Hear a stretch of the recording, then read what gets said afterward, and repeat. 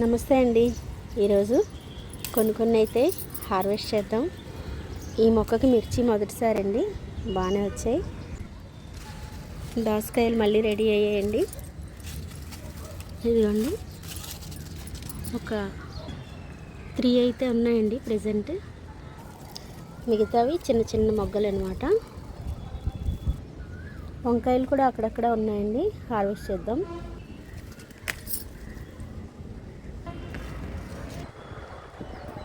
దొండకాయలు కూడా మళ్ళీ ఫుల్గా ఉన్నాయండి.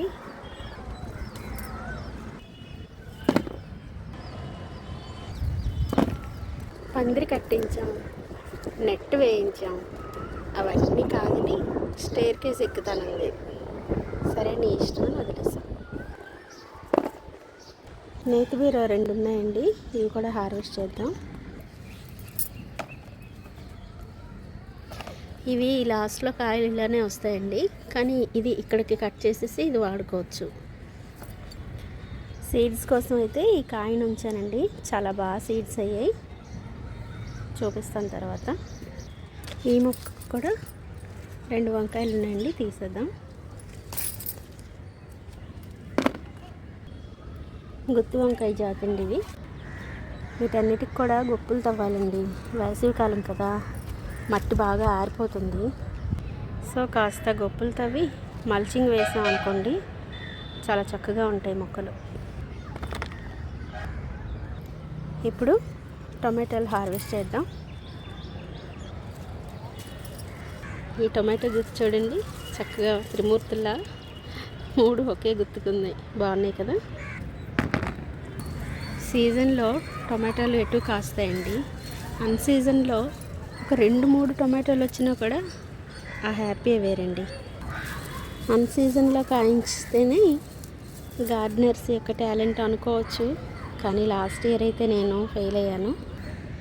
ఈ ఇయర్ చూద్దాం. అంతేనండి, ఇవే వచ్చాయి ఈరోజుకి. చిన్న చిన్న డ్యామేజ్లు కూడా, అంటే అడుగు బాగాన ఇది వాటర్ ఇష్యూ అండి, ఇలాంటివి కూడా లాస్ట్లోనూ వస్తూ ఉంటాయి. ఈ దొండపాదునండి ఎన్నిసార్లు మొదళ్ళతో పాటు తీసేస్తున్నా వేరు ఉండి మళ్ళీ వచ్చేస్తుందండి. కాకపోతే ఇది కాకిదొండ అనమాట, నేను తీస్తూనే ఉన్నాను, మళ్ళీ మళ్ళీ వచ్చేస్తుంది. మంచి మొక్కలైతే కష్టపడి పెంచాలి, కానీ ఇటువంటివి ఎటువంటి పోషకాహారాలు ఆదరణ చేయకపోయినా కూడా చక్కగా వచ్చేస్తాయి కదండి.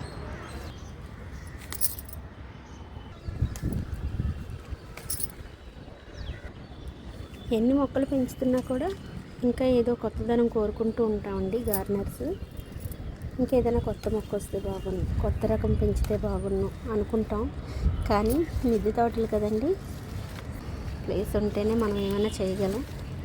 అప్పుడు అనిపిస్తుందండి, ఒక పెద్ద ల్యాండ్ ఉంటే ఆ ల్యాండ్ నిండా చాలా ఎక్కువ, ఎన్ని రకాలంటే అన్ని రకాలు, కొత్త రకాలు పెంచేసుకోవచ్చు అనిపిస్తుందండి. కానీ అందరికీ సాధ్యమైందా చెప్పండి. పాత మొక్కలు టమాటో క్రాప్ అయిపోయాయి కదండి. ఇదిగోండి, ఇటు సైడ్ మళ్ళీ నేను వేరే వైపు కొత్త మొక్కలను అయితే ఇలాగా రెడీ పెట్టుకున్నానండి. ఇవి కూడా పోతుకొచ్చాయి అన్నమాట. సో వీటికి పాలినేషన్ మనం చేయాల్సిన లేదు, కానీ మనం ఇలా ఒక్కసారి మార్నింగ్ కానీ ఈవినింగ్ కానీ స్టెమ్ని ఇలా కదిపితే సరిపోతుందండి, అవే పాలినేట్ అయిపోతాయి. ఎక్కువ ఉంటే కనుక అవి పొలైన్ రిలీజ్ అవుతాయి కదండి, వాటంతట అవే పాలినేట్ అయిపోతాయండి.